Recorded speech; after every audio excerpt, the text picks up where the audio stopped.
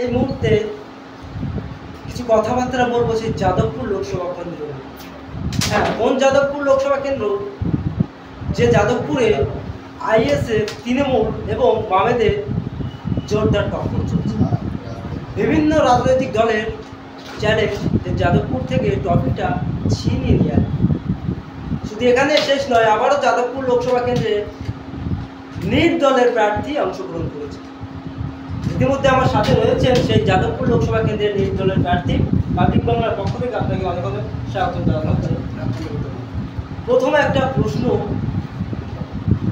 দেখা গিয়েছে যে গত পঞ্চায়েত ভোটে আপনি আইএসএফ এর হয়ে লড়াই করেছেন, প্রচুর লড়াই করেছেন এবং আইএসএফ এর আপনি ক্যান্ডিডেটও হয়েছিলেন।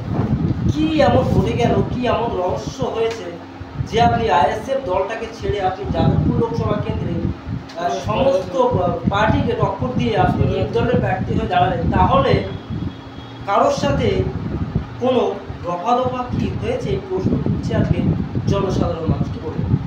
একদম আমি আপনাদের কাছে বলতে পারি, যারা বলছে আমি আন্তরিকভাবে তাদের ধন্যবাদ জানাই। খুব ভালো কথা, ভালো করে যাচাই করুন। আমার যেটা বক্তব্য আপনাদের বক্তব্যের সঙ্গে মিলান, আর নিজের বুকে হাত দিয়ে চোখটা বন্ধ করে একবার ভগবান আল্লাহ ঈশ্বরকে ডেকে বলুন যে কতটা আপনাদের কথা যুক্তি আর হোসেন গাজীর কথা যুক্তিটা সত্যটা যাচাই করুন।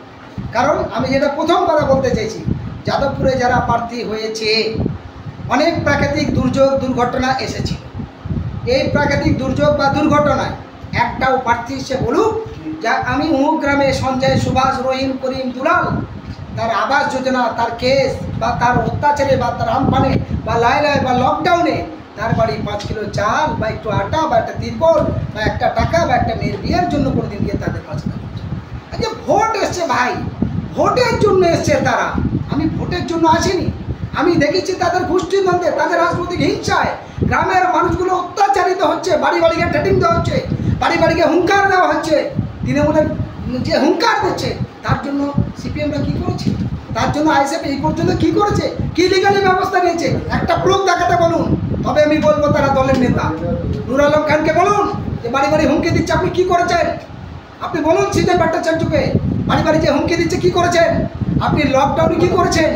আপনি আমফান আল্লাহ আল্লাহ বুলবুলি কী করেছেন? আপনি অসহায় মানুষদের পাশে কত সেবা করেছেন? ভোটে জিতবেন পরের কথা, ভোট চাইবেন পরের কথা, কী করেছেন ভাবুন। আমি সেই জায়গায় দাঁড়িয়ে আশাবাদী, যাদবপুরে যতগুলো প্রার্থী আছে তাদের আর আমার মধ্যে তফাৎ এখানে। আমি ভোটবাজি করতে আসি, আমি তাদের প্রতারণাকে রুখতে এসেছি, আমি তাদের স্বজন পোষণ দুর্নীতি রাজনীতির নামে ধামা মানুষকে বোকা বানানোর জায়গা বন্ধ করতে এসেছি। আমি নির্দলে যদি জিততে পারি আপনাদের সামনে আমি চ্যালেঞ্জ করে বলছি বাংলায় নতুন ইতিহাস। নুর আলম তো বিভিন্ন মানুষের কেস করছে, আরে লড়ছে সে তো টাকার জন্য, ফ্রি তো লড়ছে না ভাই।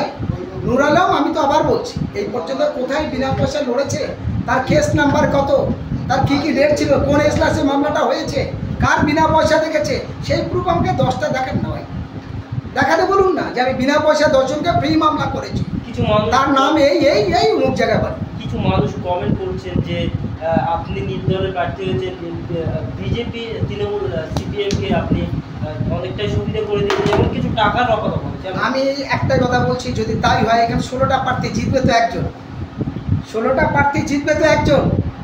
সৃজন বলছে জিতবে, আপনার কথা। শাইনি বলছে আমি জিতবো, অনির্বাণ গাঙ্গুলি বলছে আমি জিতবো, আপনার নুর আলম বলছে আমি জিতবো, এসোসিয়াই পার্টি বলছে জিতবো, সবাই বলছে, তাই না? কিন্তু সবার সাথে আমার তুলনা, আমার পার্থক্যটা এই জায়গাটায়, সবাই সঙ্গে আমার মিলান।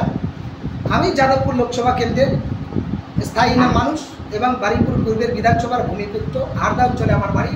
আমি এই হারদায় থেকে সারা বাংলার মানুষের জন্য কতটা আগিয়েছি, আর এরা কি করেছে, ভোট দাঁড়িয়ে গেলে আমার লোক ভোট দিয়ে দেবে, এই জায়গায় আমি ভোটারদের কাছে বলবো আপনারা ভাবুন, যখন ট্রেন নবগী লোক যেতে পারছে না গ্রামের মানুষ শহরে, তখন এরা কোথায় ছিল?